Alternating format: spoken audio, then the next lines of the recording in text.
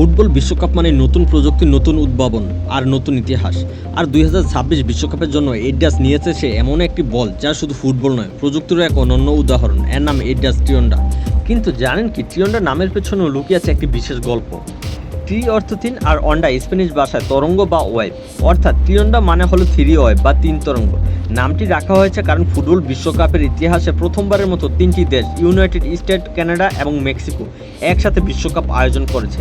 এবার আসি প্রযুক্তির কথায়। ট্রিয়ন্ডার ভেতরে রয়েছে অত্যাধুনিক 500 হার্জ মোশন সেন্সর চিপ, যা প্রতি সেকেন্ডে 500 বার বলের গতিবিধি এবং স্পর্শের তথ্য সংগ্রহ করতে পারে। এই তথ্য রিয়েল টাইম VAR সিস্টেমে পৌঁছে যায়। এর ফলে ম্যাচ কর্মকর্তারা অফসাইড, হ্যান্ডবল, বিভিন্ন গুরুত্বপূর্ণ মুহূর্ত আরও দ্রুত এবং নির্ভুলভাবে বিশ্লেষণ করতে পারে।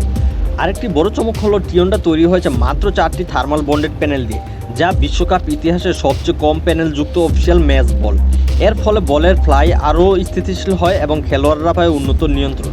এছাড়াও এর গভীর খাজুক্ত নকশা এবং বিশেষ অ্যাম্বস টেক্সচার ভেজা বা আর্দ্র আবহাওয়াতেও বলের গ্রিপ বাড়ায়। এর ফলে পাস, ড্রিবল এবং শট হয় আরও নিখুঁত। ডিজাইনের দিক থেকেও ট্রিয়ন্ডা সত্যি অনন্য।